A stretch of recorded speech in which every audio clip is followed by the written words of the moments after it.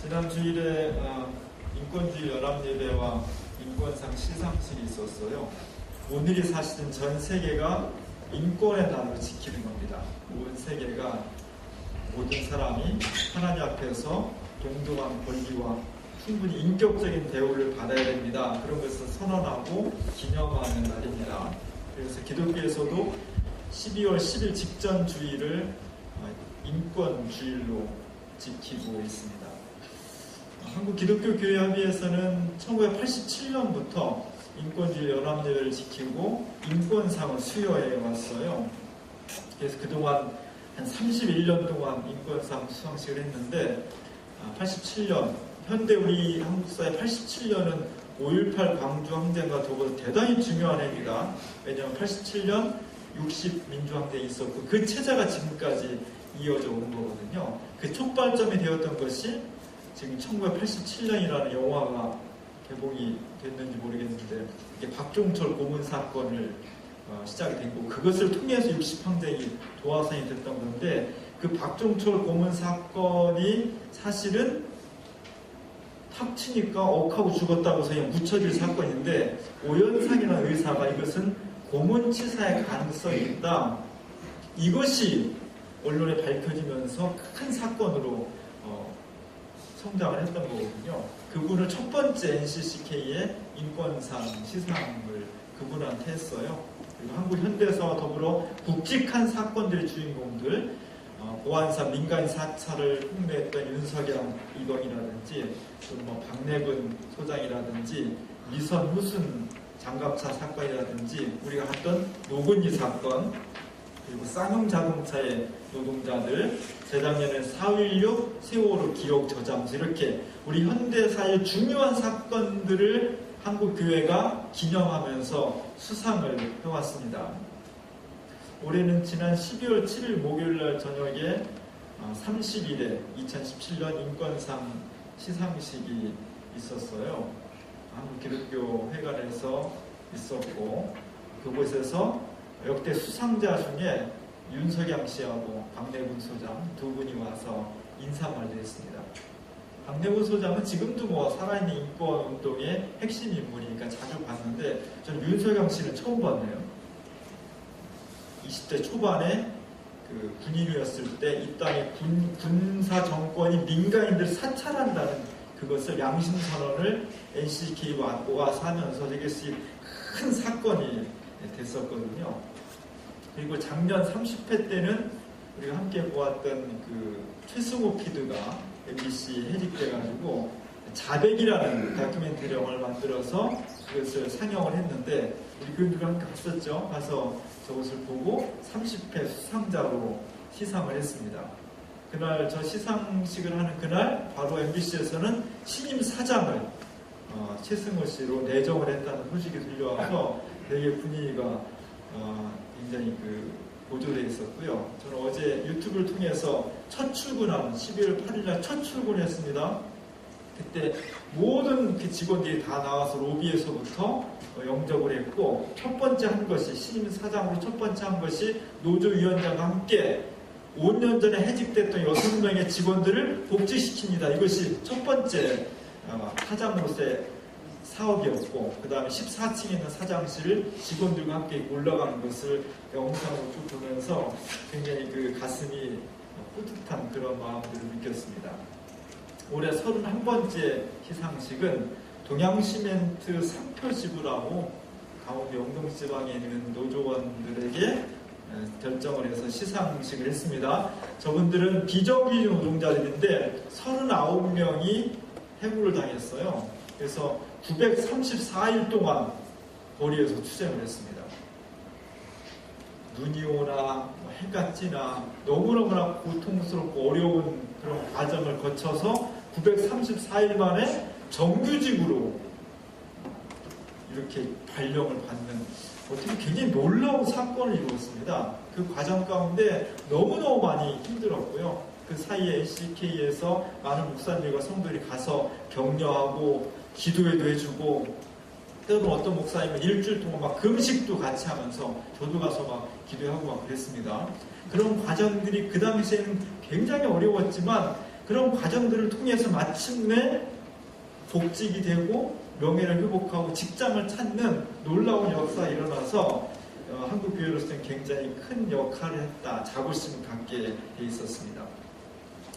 저는 2010년부터 2012년까지 한국기독교교회협에 이제 제가 정의파업장을 일하면서 인권센터 저희까지 같이 겸해서 일을 했어요. 그러면서 인권주일 연합 예배를 잘 드릴 수 있도록 노력을 많이 했고, 또 인권상 수상자 시상식 이런 것에 같이 준비를 많이 했습니다. 그러면서 애착을 제가 많이 가지고 있어요.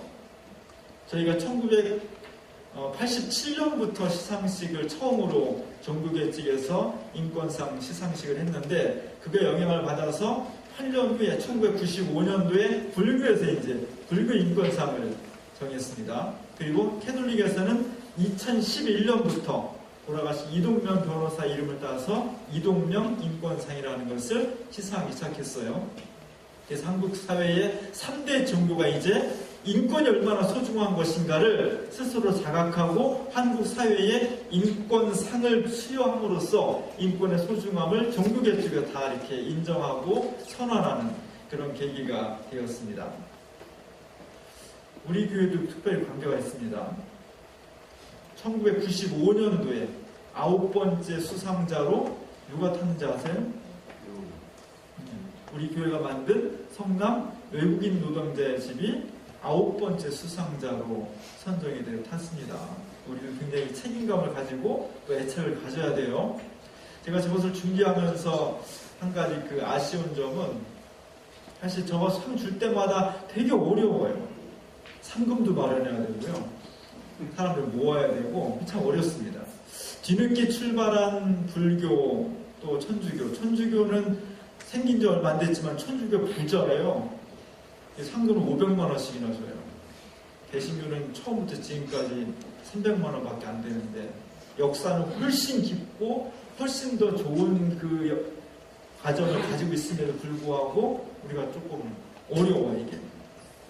그래서 저는 이런 기대를 가지고 있습니다. 우리 교회가 좀 영편이 되면 NCCK랑 좀 업무 협약을 맺어서 후원교회가 되고, 상금은 좀 우리가 좀 마련해서 해마다 이렇게 몇 년 동안 이렇게 주면, 그 다음에 또 다른 교회가 또 몇 년 하고, 이런 식으로 하면 훨씬 쉽지 않을까. 제가 실무자로서 하면서 상금 만드는데 아주 애를 많이 먹었고요. 이번에 물어보니까 역시 아직까지도 많이 힘들다고 하더라고요. 한국교회가 인권을 신장시키는데 굉장히 많은 역할을 했습니다. 인권이 무엇인지 모르는 시대에 인권을 강조했고요. 지금 우리가 국가 인권위원회를 만들어서 국민들의 인권을 세우는 역할을 하는 것은 그 바탕에 한국교회의 노력과 기도와 저런 역할들이 굉장히 중요한 씨앗들이 된 것입니다. 이런 역할들을 한국교회가 계속 잘 이어갔으면 좋겠다, 그런 생각을 해봤습니다. 오늘 본문은 지난주에 이어서 마리아가 하나님으로부터 은총을 입는 그런 본문을 제가 함께 읽었습니다. 천사가 마리아를 방문했습니다. 메시아가 탄생하는 데는 늘 숨겨진 이야기가 있습니다. 천사가 하나님의 전령으로서 마리아를 방문합니다. 전령은 대사처럼 자기 마음대로 전하는 것이 아니라 보내신 분의 뜻을 충실하게 전하는 거예요. 그것이 천사의 역할이었습니다. 그 천사가 나타난 것은 때는 바야흐로 2000년 전이었고, 장소는 갈릴리 척화 변방 지역의 나사렛이라는 아주 작은 시골 동네였습니다. 그리고 그 동네에서 천사가 찾아온 것은 바로 마리아라는 여성이었습니다. 마리아는요, 지금으로 치면은 약혼한 여성이니까, 지금은 우리가 결혼 정년기가 30대 초중반이에요. 저 결혼할 때만 해도 여성들의 금값은 25살이었습니다. 지금 25살 난 여성들 결혼할 꿈도 못 꿔요. 이때 결혼 정년기는요, 13살에서 15살이에요. 굉장히 어린 나이. 지금으로 치면 중학생, 여학생이 결혼 정년기예요. 왜냐하면 약한 나라들은요, 빨리 결혼을 시켜요. 외적이 침략해 들어와서 여자들을 잡아가거든요.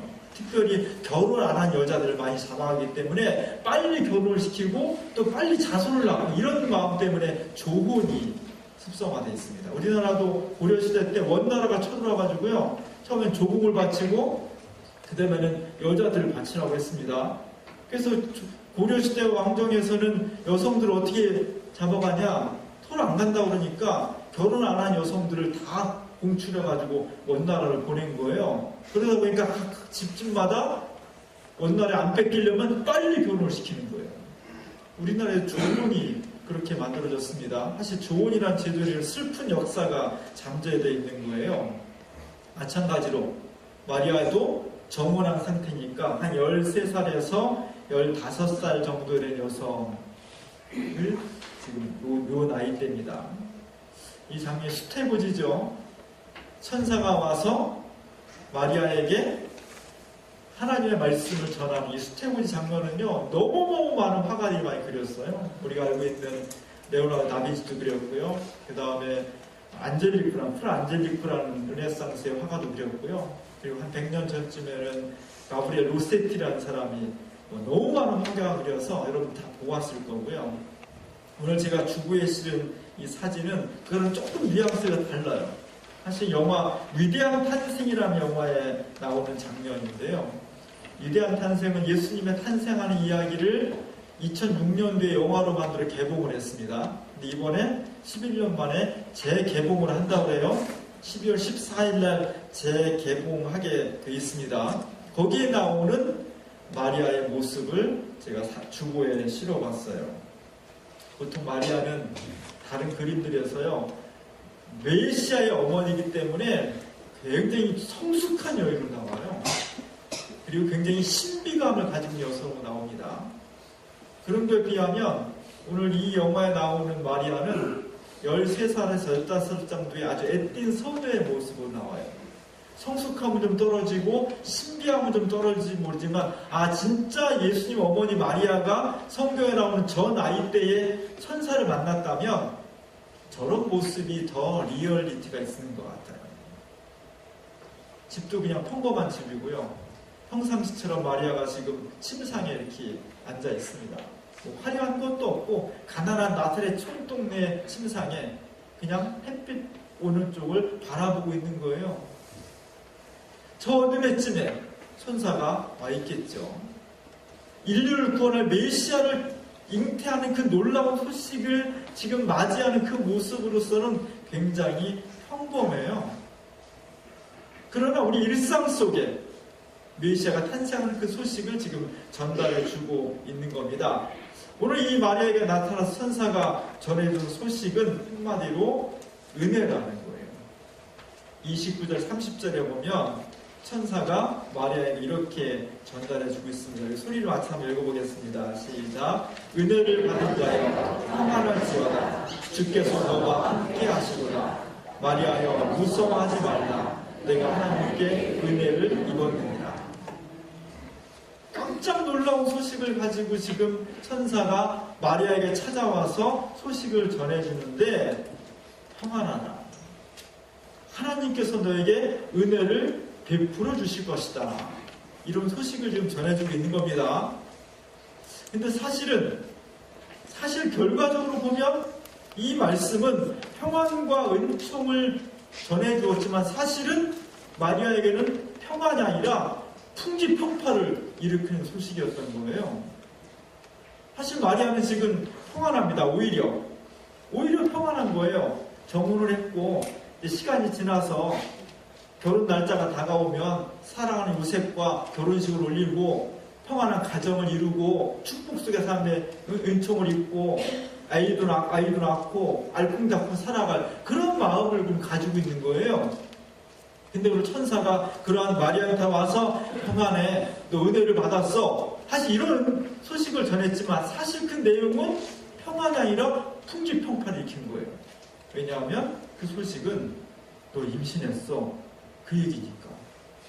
그 얘기는 전혀 준비가 돼 있지 않은 마리아에게는 풍파와 같은 소식이었고 그 이야기는 마리아에게 충격적인 사실로 다가온 것이었습니다. 더군다나 이 아이는 약혼자 요셉의 아이가 아니라 남의 아이라는 거예요. 이런 상황 속에 지금 천사가 말하기를 너 하나님께서 너한테 은혜를 베푸신 거야. 이렇게 말했다는 거예요. 안 맞잖아요? 은혜를 베푸셨으면 아무 사고 없이 예정된 대로 약혼식이 잘 이루어지고 결혼식이 잘 이루어져서 모든 일이 다 순조롭게 돼서 가정을 평안하게 꾸려야 그게 은혜지. 그게 평안이죠. 근데 오늘 천사가 와서 마리아에게 전해주는 소식은 그 꿈을, 그 희망을, 그 평안을 깨트려버리는 거예요. 그럼에도 불구하고 오늘 천사가 마리아한테 평안할지어다. 하나님이 너에게 은혜를 베푸셨어. 이런 역사를 전해주고 있는 겁니다. 마리아가 이 소식을 듣고 어땠을까요? 무지무지하게 당황했을 거예요. 엄청나게 불안했을 겁니다. 오늘 그래서 마리아의 당황스러움과 불안함이 그대로 다 적혀져 있어요. 오늘 29절에 보면은 그 말을 듣고 놀라서 이렇게 말합니다. 마리아가 천사가 너 평안해. 하나님은 내게 은총을 베풀어 주셨어. 이 말을 듣고서 마리아의 응답이 그 말을 듣고 놀라 이런 인사가 어찌함인가? 아니 내가 왜 이런 인사를 받지? 이런 인사를 천사가 나한테 왜 전해주지? 이게 있을 수 있는 일인가? 이게 상식적으로 가능한가? 이렇게 말을 했다는 거예요. 오늘 34절에 보면은 이런 말이 있습니다. 마리아가 천사에게 말하되 나는 남자를 알지 못하니 어찌 이 일이 있으리까? 마리아의 놀람은 그냥 놀람이 아니었습니다. 아 깜짝 놀랐네? 천사가 나타났네? 아이고 깜짝이야. 이게 아니었다는 거예요. 이건 두려운 놀람이에요. 이게 정말 이대로 사실이라면 내 인생은 끝장난 거예요.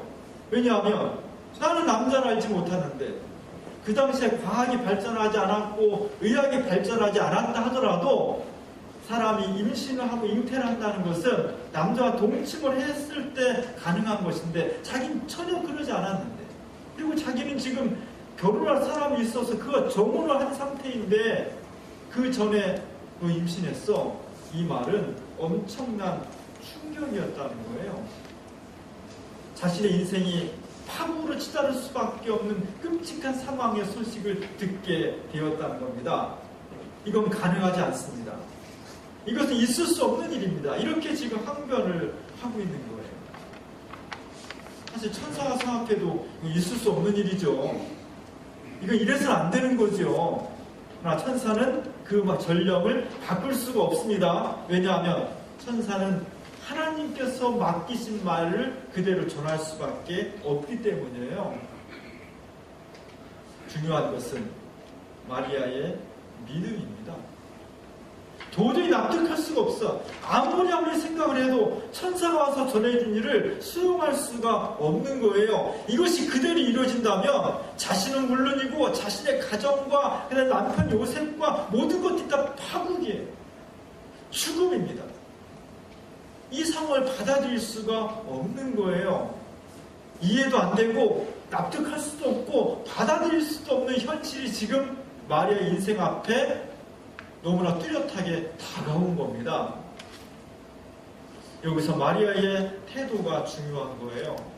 오늘 마리아는 이해할 수도 없고 받아들일 수도 없는 현실을 믿음으로 수용을 하고 있습니다. 38절에 보면 다 같이 한번 읽어보겠습니다. 마리아가 이르되 주의 여종이 오니 말씀대로 내게 이루어지리다. 마리아가 도저히 납득할 수 없는 상황임에도 불구하고 그 상황을 맞닥뜨려서 고백한 내용은 저는 주님의 여종입니다. 저는 주님이 하라고 하시면 하는 그런 사람입니다. 그러니 말씀대로 내게 이루어지기를 원합니다. 이것이 이루어지면 자신에게 얼마나 손해가 오고 얼마나 파국이 오고 죽음에 이를지도 모르는 그런 엄중한 사안임에도 불구하고 그래서 내 상식으로는 내 합리성으로는 받아들일 수 없지만 하나님께서 나에게 말씀하신다면 제가 그것을 그대로 받아들이겠습니다. 이런 고백이에요.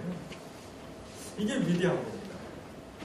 하나님께서는 왜 이스라엘의 수많은 여성들 중에서, 수많은 지역들 중에서 예루살렘도 제껴놓고 사마리아도 제껴놓고 저 갈릴리 촌구석에 나사렛이라는 작은 동네까지 가셔서 이름 없는 마리아를 찾아내셔서 그에게 메시아를 잉태하는 엄청난 사명을 맡기셨을까? 굉장히 의아했거든요. 바로 이런 마리아의 믿음 때문입니다. 눈에 잘 보이지 않지만, 지역적으로 저 변방에 있었지만, 이렇게 자신의 운명을 죽음으로 몰아갈지는 모르는 엄청난 사건 앞에서도 하나님께서 원하신다면 제가 그것을 받아들이겠습니다. 이런 믿음의 자세가 있었기 때문에 그 믿음 속에 하나님께서는 메시아라는 엄청난 역사의 구원사를 그 속에 잉태케 하신 거예요. 왜냐하면 메시아를 잉태한 어머니는 나중에 엄청난 영광을 받을 것이지만 그의 인생 가운데는 비수가 심장을 찌르는 것 같은 그런 아픔을, 그런 고통을 경험해야 되고 그것을 겪어야 되고 그것을 이겨내야 되기 때문에 웬만한 사람은 이것을 있을 수가 없는 것입니다. 믿음으로 강한 사람, 믿음으로 승리하는 사람, 하나님 말씀 앞에 목숨을 걸고서 그것을 감당할 수 있는 자세가 되어 있는 사람만이 메시아를 감당할 수 있는 거예요.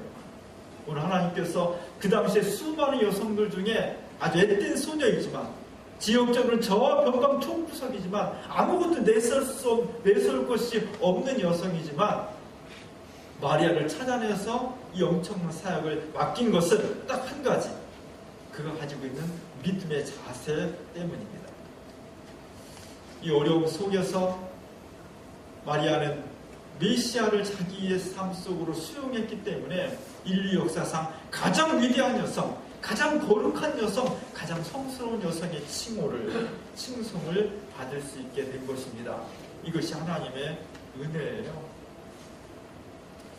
믿음은 한마디로 말하면 수용하는 거예요. 받아들이는 거예요. 믿음은 내 뜻을 가지고 하나님 앞에 관철시키는 것이 아니라 하나님께서 나에게 원하시는 바를 받아들이는 거예요. 한국교회가 왜 문제가 되느냐? 왜 지금 타락하고 부패하고 무너져 내리고 있느냐? 믿음을 잘못 배웠기 때문이에요. 믿음은 하나님 앞에 나와서 하나님 말씀하십시오. 제가 말씀하시는 말을 제가 따르겠습니다. 이것이 믿음인데 하나님의 음성을 듣기보다는 내가 원하는 것이 이것이고 내 소원이 이것이니까 하나님 반드시 들어주시고 하나님 뜻이 아니라 내 뜻을 관철시켜 주십시오. 이것이 바뀌었기 때문에 이렇게 100년 이상 온 한국교회가 지금 위기를 당하고 있는 겁니다.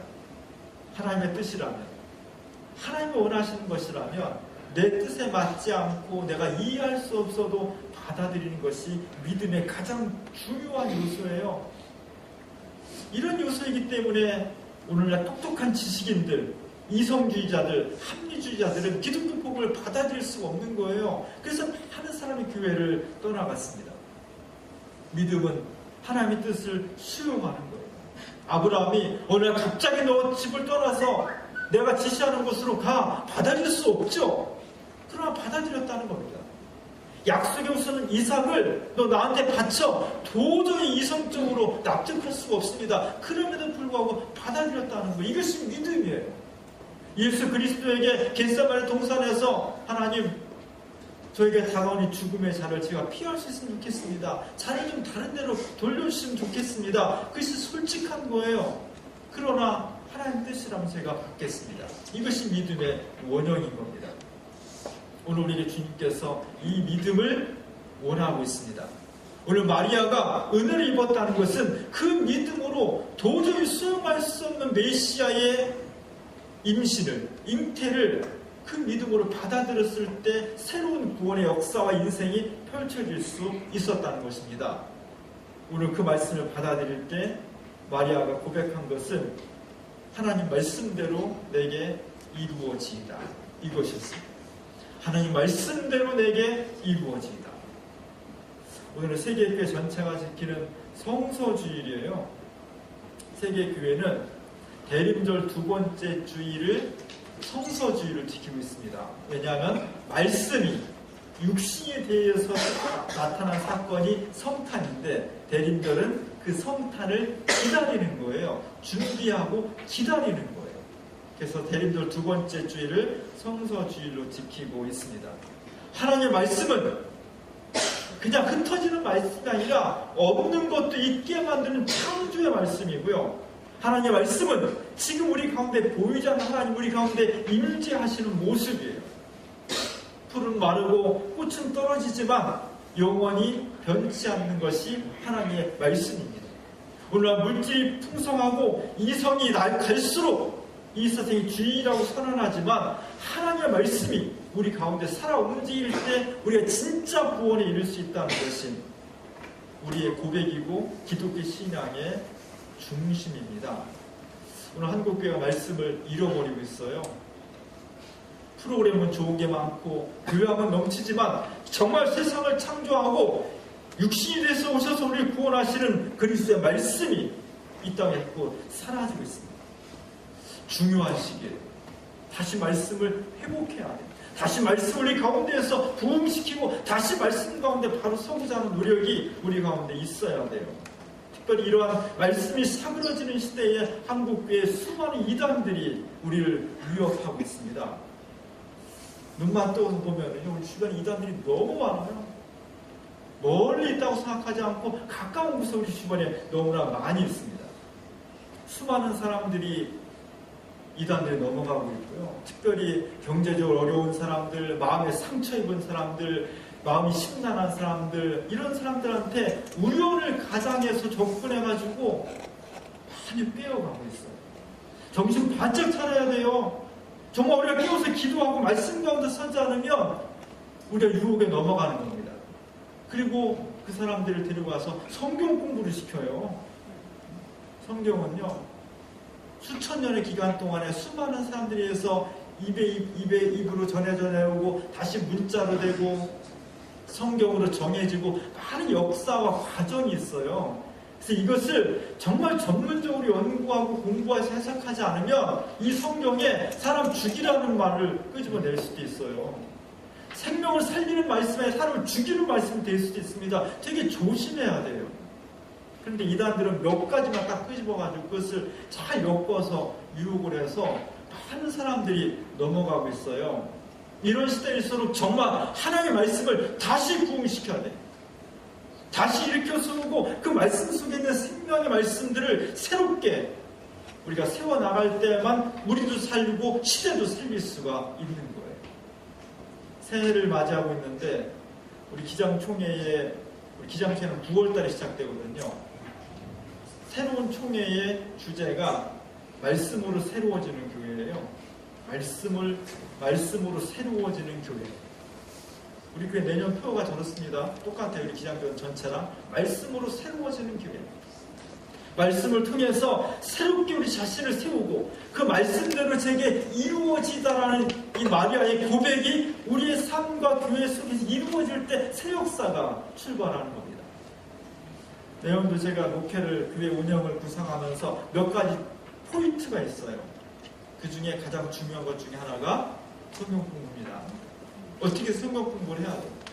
그리고 하려면 제대로 해야 돼요. 저도 많은 준비를 해야 돼요. 이 보수적인 교회의 성경 공부는요, 간단해요. 단답형으로 네모칸 채우기도 있고요. 단답형으로 모든 게 나올 수 있어요. 진보적인 신학에 세워지는 성경 공부는 간단하지 않습니다. 되게 복잡해. 그 성경 공부가 어려워요. 가르치는 사람도 어렵고 배우는 사람도 어려워. 이게 성경 공부가 잘 안 돼. 저도 잘 시행을 못했어요. 그래서. 근데 이제는 더 이상 미룰 수 없는 상황까지 어렸어요. 하나님의 뜻이라고 생각합니다. 내년에 제가 성경 공부 모집을 해서 할 거예요. 많이 지원해 주시고요. 그리고 대충 하려고 하지 말고요. 제대로 해야 돼요. 일주일 내내 성경 공부 준비를 해야, 저도 일주일 내내 준비해야 되고요. 거기 공부하는 사람도 일주일 내내 준비를 해야 돼요. 그래서 말씀에 바로 서지 않으면, 성경의 말씀이 우리의 인생과 사회와 역사와 세계 속에 충만하지 않으면 이 죽음의 시대, 이 물질의 시대, 이 유혹의 시대를 온전히 헤쳐나갈 수가 없다는 거예요. 반대로 그 말씀이 정말 우리 가운데 충만해서 하나님 말씀대로 내게 이루어지다라는 마리아의 고백 속에가 설 수 있다면 우리를 지금 괴롭히고 있는 것, 힘들게 하는 것, 그 모든 것들을 하나님의 평화와 은총으로 바꾸어낼 수 있는 권능이 우리 가운데 있는 겁니다. 오늘 마리아가 지금 2000년 됐으니까 위대한 여성이지만요, 2000년 전에는 이름도 모르고 성도 모르고 얼굴이 어떻게 생긴지 모르는 저 시골 구석에 정말 아무것도 모르는 소녀였던 거예요. 하나님께서 그를 선택하셔서 우리의 메시아를 잉태케 하신 것은 그가 어떤 경우든지 하나님의 말씀을 자신의 삶으로 끌어들여서 수용해서 믿음으로 고백할 수 있는 그런 자세가 되어 있었기 때문에 그가 은총의 주인공이 될 수 있었던 것입니다. 오늘 우리가 다 그런 믿음의 후예들이 됐으면 좋겠어요. 하나님의 말씀이 제게 이루어지이다. 제가 그 말씀대로 수용하겠습니다. 이 놀라운 믿음 속에 하나님께서 마리아에게 주셨던 평안과 하나님의 은혜를 충만히 채워주실 줄로 믿습니다.